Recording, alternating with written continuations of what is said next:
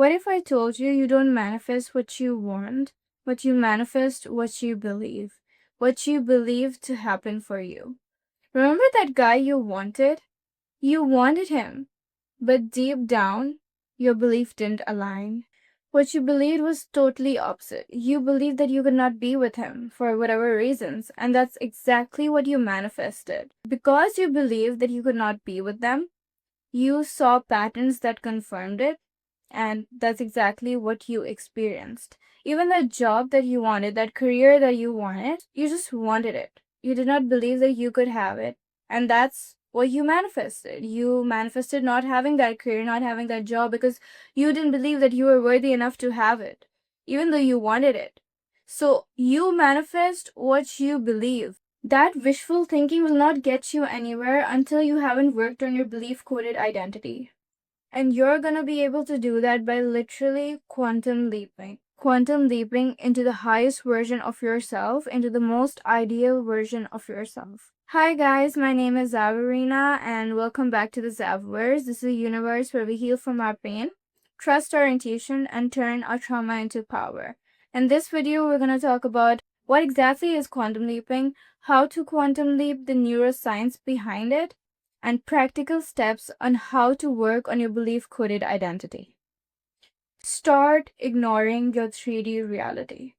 Your 3D reality is a reflection of your internal state. But once you start working on your belief coded identity, on your internal state, your 3D reality has no choice but to bow down to you.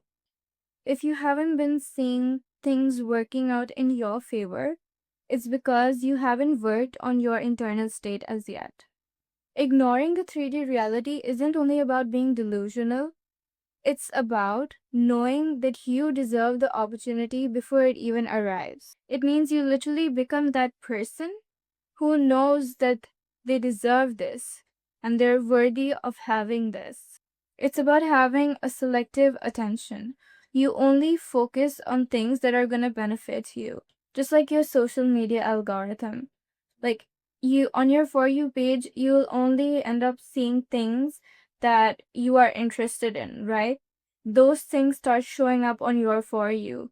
The same way, your reality is a reflection of what you believe in, what you embody, what you focus on. Life will literally show you what you are internally. It is a reflection of your internal state. Sometimes on your For You page, you see something that you interacted with like years back and it suddenly just shows up.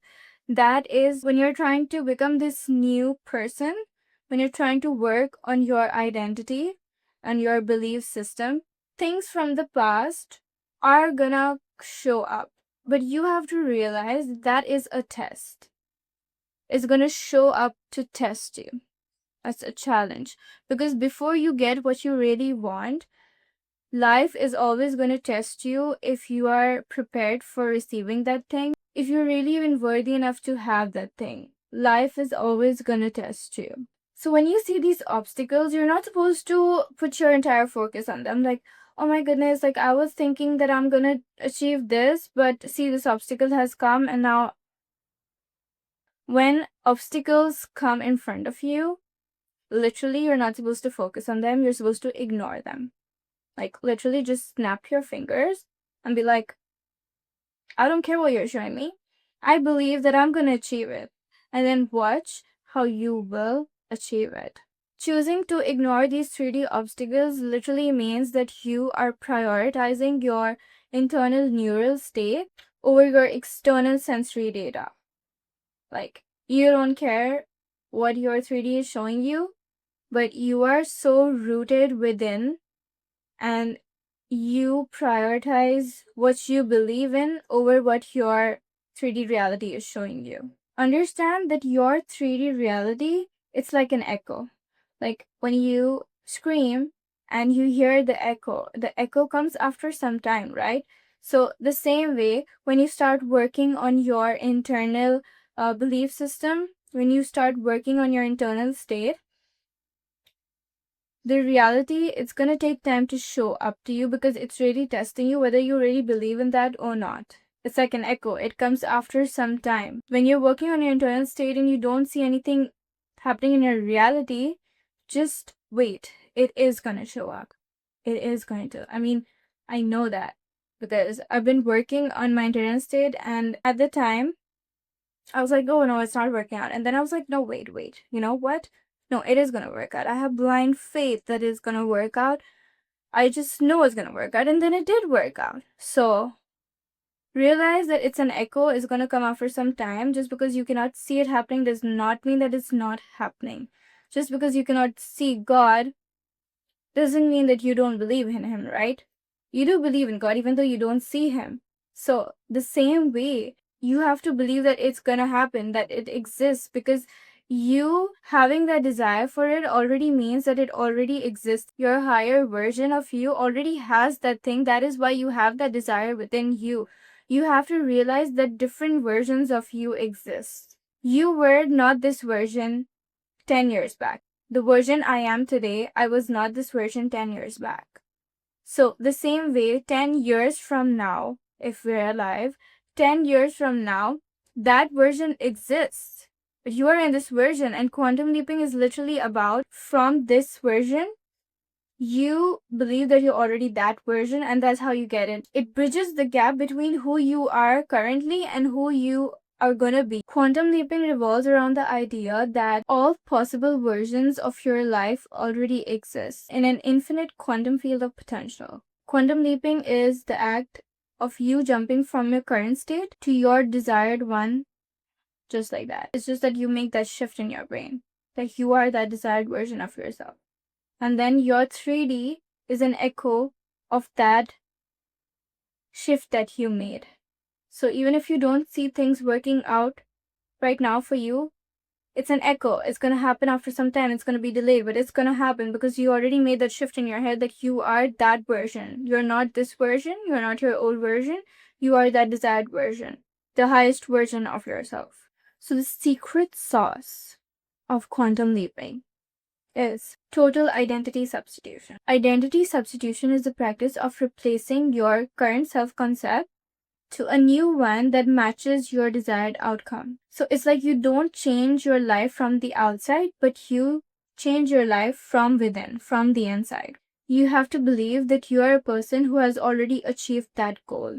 This idea can be backed by Bible verses where Jesus literally said in Matthew 8:13, "As you believe, so let it be done for you." Mark 11:24, "Whatever you ask for in prayer, believe that you have already received it and it will be yours." And this verse is most cited by Neville Goddard, who basically gave the law of assumption, where he emphasized past tense nature of the command. Believe that you have already received it as the perfect biblical definition of living in the end. Neville Goddard's law of assumption teaches that your internal state of consciousness is your reality. The outer world is just a reflection of your inner self-concept. So just like I said, instead of having that wishful thinking, you have to believe that the wish has already been fulfilled. You have to live in the end. Live like you've already received it, by assuming the feeling of already having it. You have to feel and you have to be fully convicted that you have already received that. You have to be persistent. Even the Bible says that be persistent. In prayer, be persistent. The same way, you have to be persistent. Even if you don't see anything working out for you, just know that it will. Because once that internal shift has made, it has no option then to work out in your favor. The concept also suggests that people in your life reflect your own internal assumptions and beliefs about yourself and them. So like I said, like when I talked about your partner being a reflection of you, this is what I mean. They're a reflection of you. They're a reflection of how you treat yourself. So the same way how people treat you, that's a reflection of how you treat yourself. It's a reflection of your internal assumption. Your outcomes reorganize according to who you are, not what you're doing. If I view myself as a person who is trying to achieve this, trying to do that, I'm in a state of lack. Means I'm telling myself that I'm trying to do that, and what I'm telling myself is that I don't have it yet, so I am trying to achieve that, which means I don't have it yet. I'm in lack. I want that thing. I'm in lack. Being in a state of wanting it, of hoping for the desire to be fulfilled, is you being in the state of lack. And when you view yourself as someone who is trying, you stay in that state of trying, and you're not able to achieve it because you're literally telling yourself that I'm trying to achieve that, and you will stay in that position of trying. But when you believe that you have already received it, you will receive it. Because you're no more in that state of trying, you're no more in that state of achieving that thing, but you believe that you've already achieved it, and what you believe literally manifests for you. For that substitution to hold, you have to normalize your new identity until it literally becomes your natural baseline. This is done by acting from that position in your daily life and the internal dialogues that you have with yourself. So if doubts start to creep in, if your 3D reality tries to remind you that you're not there yet, you really just snap your fingers and change that inner thought. If doubts start to creep in, if negative thoughts enter your mind, because they will, all thoughts will enter your mind, but it's on you what thoughts you choose to hold on to. And when those thoughts come in, because they will, you have to snap your fingers and choose to ignore that and choose to believe what new identity you have thought of who you believe that you are. You have to remind yourself that you are that new identity of that desired version of yourself. You are that highest version of yourself. So literally just snap your fingers, ignore the 3D obstacles that come in, and just see this is just a reflection of my internal belief and I'm changing it. And when you're changing it, it's going to test you. Reality is going to test you. Life is going to test you. If you really believe that you have it or not, it's going to challenge you. But you have to snap your fingers and you have to remind yourself that no, I don't care what reality is showing me. I believe when you're trying to make that shift, obstacles are going to come in, but you have to remind yourself that, oh, wait, I'm not that person. Even though this is showing me differently, I choose not to believe that because I know that my reality is coming and it's just an echo. It's going to be delayed, but it's going to come. I know that. Stop becoming a victim to your environment and become an architect of it. I heard this quote that said, life does not happen to you, life happens for you. And I stick by that. I will always stick by that. Because life is not happening to me, life is happening for me. No matter what pain I went through, no matter what tragedy I went through, it's happening to teach me something. It's not happening to me. I'm not going to blame all my situations that I've experienced, but I'm going to choose to look and see what it taught me, how I evolved, how I grew from that situation. I'm not going to be like, oh yeah, but this happened in my life. And people have had such tragic lives, you cannot even imagine. Like for me, for example, I cannot sit around crying that my dad got shot when I was just 10 years old. Or just last year, my best friend, the person I loved, got shot. The two most closest people literally passed away so tragically. There's other tragedy in my life that I would like to keep private, but I refuse to give up because I cannot sit there my whole life waiting to be pitied. Because life is moving fast. No one is gonna wait for you. Life does not wait for you. Nothing, nobody is gonna wait for you. You have to pick yourself up and you have to go on. You have to move on. You have to refuse to give up because you only live once. God placed you on this earth for a purpose, for a reason, and you have to get up no matter what you've been through. You have to get up and keep going. That's just how life works. That's just how you have to keep going on. Unless you want to go and get yourself admitted in a mental hospital, and that's a different thing. People have had terrible lives. There are literally wars going on in the world. There's so much happening all around us. People have faced so much tragedy, faced so much pain in their lives. Like in the country where I live in recently, there was a very bad fire, a very terrible fire took place, and so many people died. So many people lost their loved ones. That was tragic for people, and you're sitting out there crying because a guy didn't text you back. Get up, like wake up. People are literally going through so much and you're there crying because a guy didn't text you back. Like seriously? People have had worse tragedy in their lives. They're still refusing to give up. I refuse to give my life over to depression. I refuse to let the current pull me under. Yes, there were times that I didn't know how I was going to pull through. There were times that I was so sad There were times where I literally had breakdowns because the pain of losing them was so intense, it was unbearable. I could not even bear that pain. The pain of losing them so tragically. But I picked myself back up. I did not give in to that depression or that grief. I had to pick myself back up because life moves on. With or without anyone, life is going on. And you've been only given this life once. Instead of choosing to focus on all the tragedy that you've been through, start counting your blessings. There were so many things that happened in the past, but you got up and you're here today. And you wouldn't have been able to do that without God. But God brought you out of it.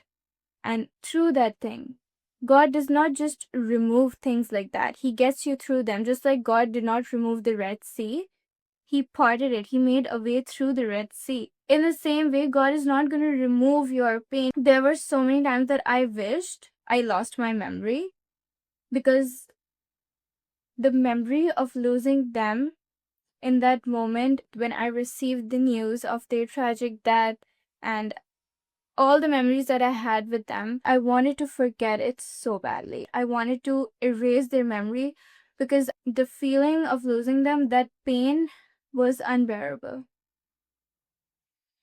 But I realized that God does not remove the pain. He's not going to take away my memory. He's not going to take away my pain.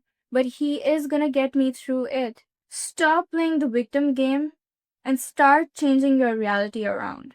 You cannot waste your years to depression. You cannot waste your years to all that happened in the past. You have to refuse to let people take sympathy over you or to pity you because you cannot be the victim forever. I've seen the worst, but I choose to focus on the best. Realize that you are going to have good times as well as you're going to have bad times. Life is not a straight road. It's mountains and valleys, the highs and the lows. So, just like the happy times don't last forever, the same way pain does not last forever. Let me tell you that if you feel like you've been stuck in the lowest moments of your life for the longest time, just know that you're not going to stay there forever. Because life is literally mountains and valleys. And if you are in the valley right now, just know that there will be a mountain coming. You are going to experience that high again. You're going to experience that happiness again. Life can turn around like with a snap of finger. Literally, life can literally change so fast and you will not even know it. Life is not supposed to be all happy. Life is supposed to be what you experience. In those experiences, you're going to experience pain, sadness, you're going to experience happy times, you're going to experience joy, you're going to experience love, you're going to experience all sorts of emotions. That's just life. It's not always going to be happy and it's not always going to be painful. Yes, a lot of tragedy happens, but that is a part of life. And don't think that, oh, I'm the only one who went through such tragedy. People have gone through worse and you don't even know about it because they don't talk about it. But the reason that I want to share this is because I want you all to know that you are not alone, so that I can bring some sort of meaning into your lives and just help y'all in any way that I can, because I know how it feels like that. I know how it felt. I felt alone in those moments and God got me through that. So I just want to stand out here and tell y'all that y'all are not alone and that you can literally shift your reality just like that. Like it's not that you minimize your emotions or how you feel. It's just that you cannot keep on living life like that. And you have to go on without giving up. And life is moving fast. You have to achieve all that you wanted. So recently, my class, we were on a surgery rotation. We were on our clinical rotations in the OR. I was in surgery. I was scrubbed in a surgery. Two surgeons literally came looking for me because they wanted me in their surgery. They wanted me to de-scrub from the surgery that I was in to scrub in with them for that surgery.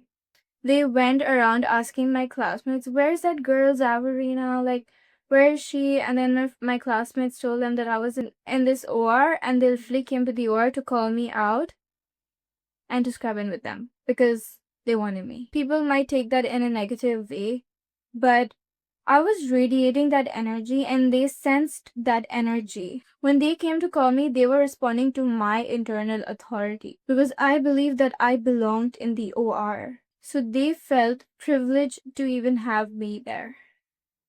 I don't look at myself as a student waiting to be noticed. I believe that I belong there and they need my skills, they need my knowledge in the surgery. I can offer that to them. So many people get lost in waiting to be noticed, in waiting to be picked. But when you believe internally that I belong here, that's when the shift happens and you get those opportunities and you get those privileges. If I had to walk into the OR thinking I'm just a student and I hope the surgeon notices me, I would have literally stayed invisible. I would have been like the wall. There were times that I literally felt like a wall in the OR because nobody even noticed me. But then I realized that's because I don't believe that I belong here yet. Once you believe that you belong somewhere, that place will literally be privileged to have you. They will welcome you. My other classmates, like, they tell me that's so good that you got the opportunity to learn and you're just lucky. It's not luck, honey. It's the internal shift that I made. It's the energy that I radiate. Then people in higher positions, they sense that energy of worthiness and literally and give me the privilege because I've already given it to myself. I don't care what the 3D is telling me. Who cares what story you tell yourself in your head? You have to stand in that position thinking like you deserve it, that you are worthy of it. When you radiate that high vibrational energy, your 3D reality has no choice but to respond to you. So there was a surgery that I wanted to scrub in, and my other classmate also wanted to scrub in the surgery. First split second, I was like, I wanna scrub it. And then I was like, wait though, I don't want to. I believe that I already am in the surgery. I thought to myself, I'm like, why am I chasing that? Yes, it's an opportunity in front of me, but why am I chasing it? If it's for me, it's for me. If it's not for me, it's not for me. Things that are meant for you will always be yours. Blessings that are meant for you will always be yours. It can never miss you. What is for you is always for you. So I was like, if the surgery is meant for me, if it's meant for me to scrub in the surgery, I will scrub in it. Like, I don't need to put that on a pedestal. Stop putting things on a pedestal. Stop giving them so much of your power. When you stop putting other things on a pedestal, it comes to you naturally because you're not chasing. The chasing energy is not there. You're being whole within because you already know that you are deserving of that. And so I was like, wait, no, why? Why am I chasing that? If it's for me, it's for me. If it's not, it's not. And I'm telling you, everything literally works out in your favor because I snapped out of it and because I made that internal shift. My classmate got called into another surgery. She scrubbed in that. And the surgeons literally said, come on, scrub in this surgery. I was like, I literally just had to make that shift and everything works out in my favor. If it's for me, it's for me. If it's not, it's not. I'm not going to put that thing on a pedestal. I'm not going to be like, oh, but I wanted this for this already and she's going to this already. No. No. Just, no. If it's for you, it's for you. If it's not, it's not. It's that simple. Stop putting things on a pedestal. Stop chasing. Stop looking up to your goals and start looking at your goals. You are aligned with them. You don't have to look up at them. You are already there up. That's what I mean by quantum leaping. You don't think of that as higher. You have to think that you are higher. And when you are higher, you automatically align. I don't chase for opportunities. Opportunities literally come searching for me. Just stay calm. Relax. Just like the Bible says, be still and know that I am God. Just know that God will work out everything in your favor. Romans 8:28. All things work together for the good of those who love God and are called according to his purpose. So I was talking to my friend and she said that her group did not get the chance to scrub in because there was a no student scrubbing in policy. But honey, I went and I scrubbed it. People love to blame others and to blame their situations. But no one is willing to take a stand. Why aren't you willing to take a stand? People love to blame other people. People love to blame the system. People love to blame their situations, their tragedies. People love to blame other things. The hierarchy, the luck, missed opportunities. First of all, if that opportunity really belonged for you, you would have it. There's no such thing as missed opportunities. I did not believe in missed opportunities at all. If it's for me, it's for me. It's gonna come to me no matter what. And she was like, oh, but you got the chance to scrub in. We did not get the permission. It's because you are still reacting to your 3D. We didn't get the permission. Okay. Stop reacting to your 3D. Fight against it.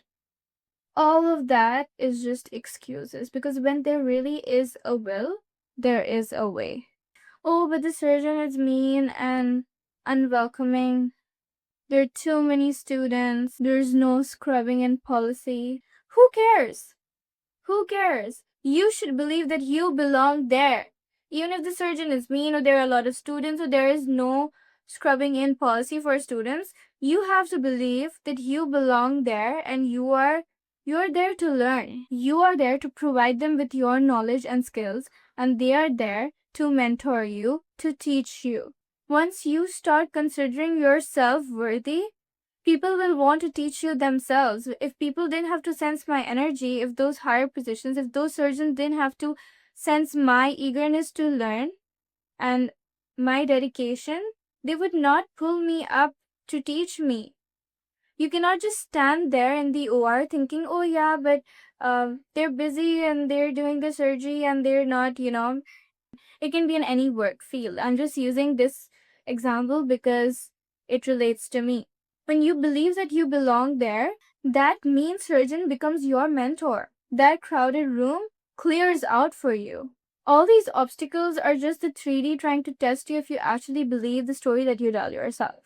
Like I always say, your brain does not know the difference between what's real and what's fake. It does not know the difference between deeply held, vivid internal beliefs and an objective external reality. If you tell yourself you are the highest version of yourself, and you believe that with every fiber in your body, everything in your reality will shift to match that identity. When you stop giving power to your reality and you change your identity, you are calling your power back, and your reality will literally open doors for you, and everything will work out according to the identity that you have made for yourself. Pedestal audit. Literally make a list of all your goals, put your name at the top of that list, and choose to focus on you. And when you choose to focus on you, everything else works out in your favor. Flip the narrative, literally flip the narrative. Instead of saying, I want that career, I'm trying to achieve that career, or I want that job, I want that opportunity, I want that specific person, say that I have the skills, I have all that job requires. They need me. I don't need that job. I don't need that career. That career needs me. That person needs me because I'm full of love. I have those skills. That surgery needs me. I have that love to give. That person needs that love. I am full of love and they deserve to experience that love that I have to give them.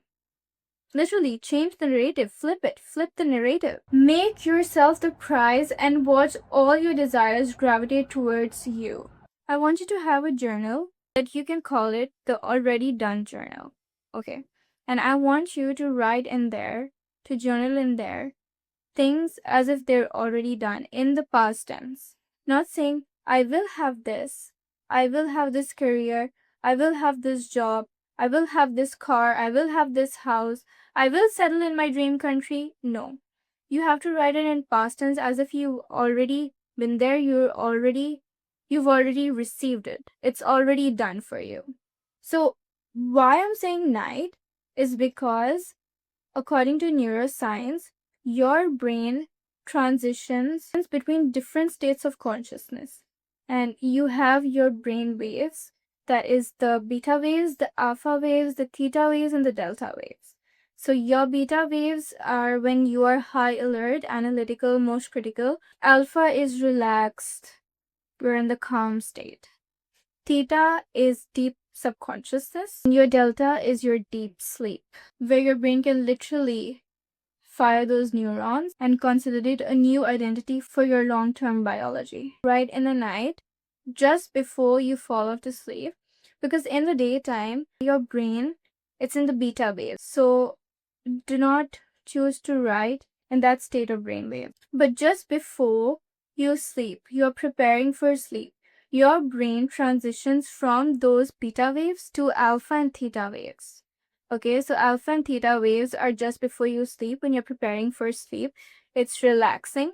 And then when you go into deep sleep, you're going to the delta waves. Writing it then allows information to slip past the logic filter and go straight to your subconscious mind. That's why people also suggest to your subliminals while you sleep or just before you sleep. So your brain doesn't just shut off when you sleep. It performs memory consolidation. That last thing on your mind is what your brain prioritizes for processing during the night. The RAS, the reticular activating system, is a filter in your brain that decides what information is important enough for you to notice. So setting an intention at night is you giving your RAS a search command for the following day.